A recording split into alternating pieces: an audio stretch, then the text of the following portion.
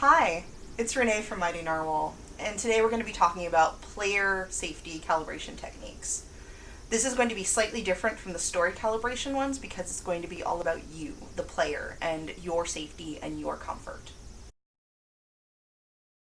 I'm going to repeat a phrase that has been crucial to my gaming experience since 2016 when I first heard it at End of the Line. I heard it first from Johanna Koljonen, and it's a very simple phrase. People are more important than game. No, really. People are more important than game.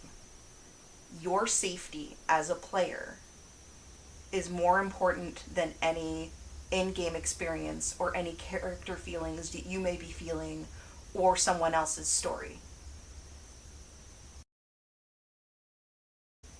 Everyone has different topics that they're not comfortable role-playing out. For me, one of them is pregnancy and childbirth. That is something I am not comfortable with for personal reasons.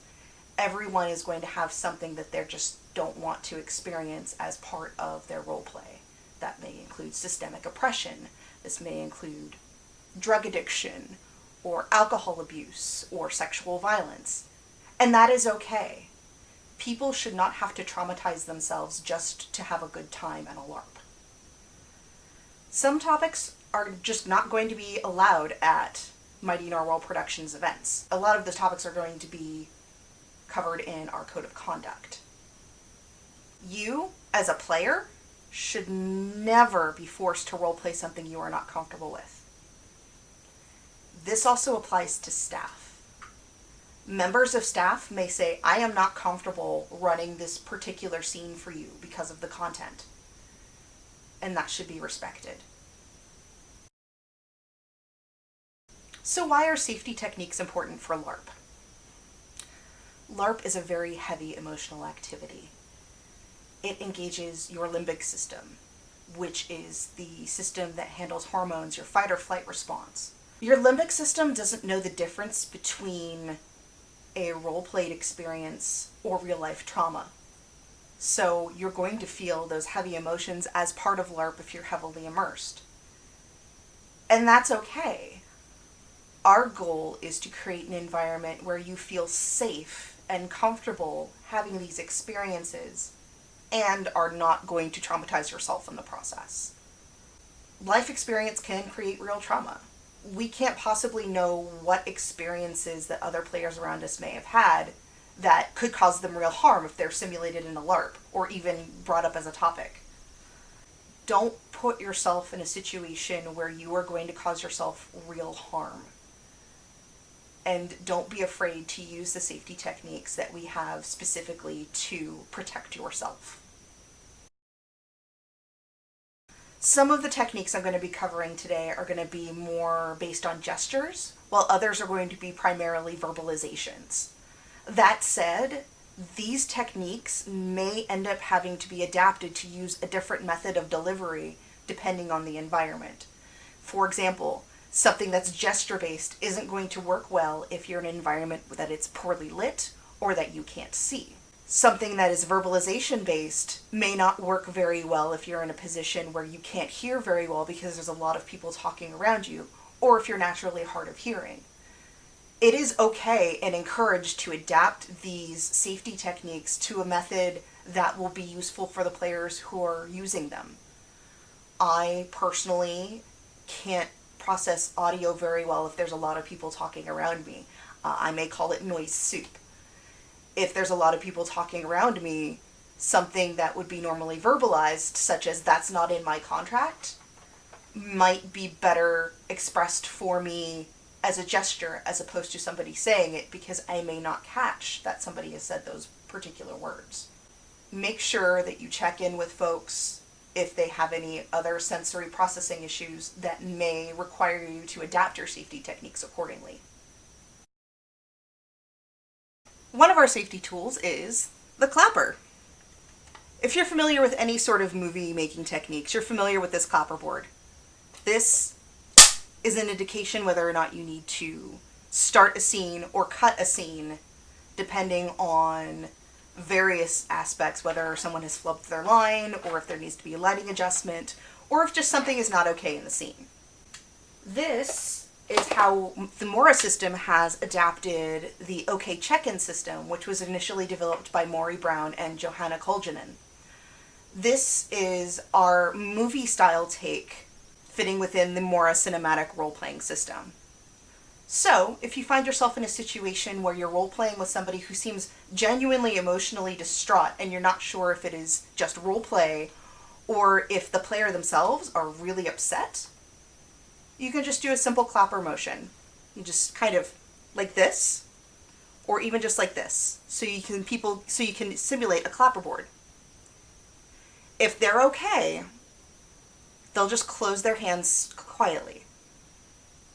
If they're not okay, they can clap, which is similar to a clapperboard declaring cut, at which point you pause the scene, you check in with the player if they need to gloss over the scene or if they need a moment to de-escalate the scene. Do whatever is required to make sure that the player feels safe and okay. After that, calibration takes place and they want to continue the scene, simply say action and the scene can continue.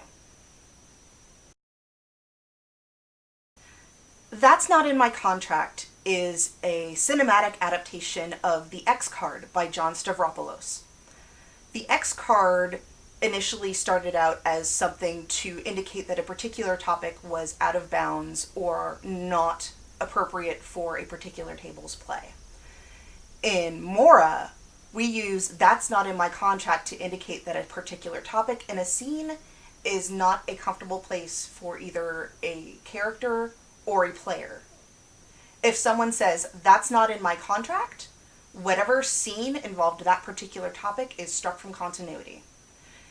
You can even say specifically what about the scene is not in your contract. So for example, for me, if someone was talking about wanting to have children with my character, I could say, pregnancy and childbirth are not in my contract. And the scene would be struck from continuity, no questions asked.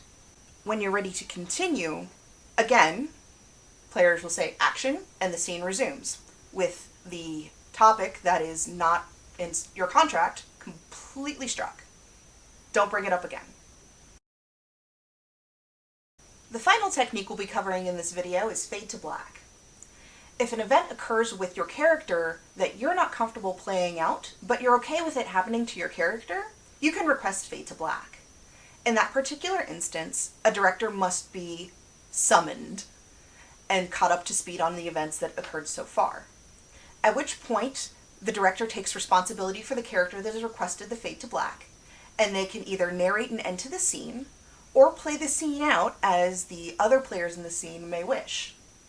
When everyone is ready to continue, all parties and the director say action, and the scene resumes. If someone says fade to black, it's probably not a good idea to ask why in the moment, as the player may very well be distressed. If you want to ask them at a later time, this can happen in workshops and debriefs after the game has resolved. Some final thoughts. If a player uses these techniques with you, it is not about you. It is the player understanding what their boundaries are and communicating them with you. It is not a sign of weakness to communicate what your boundaries are, or to encounter them in the course of play and say, hey, I need to stop, using either the clapperboard method, or saying that's not in my contract, or requesting to fade to black. It is okay to look out for your own personal safety. And we are all our best advocates for our own psychological safety. That said, if you actively and willingly attempt to push a player beyond their stated boundaries, that is a direct violation of the Mighty Narwhal Productions Code of Conduct, and appropriate repercussions will occur, which may also include having you ejected from the event. Please don't do it. Thank you so much for entrusting us at Mighty Narwhal with a big emotional experience such as LARP. we hope that we can create a safe and fun environment for all of our players. And we'll see you at Mystical Realm.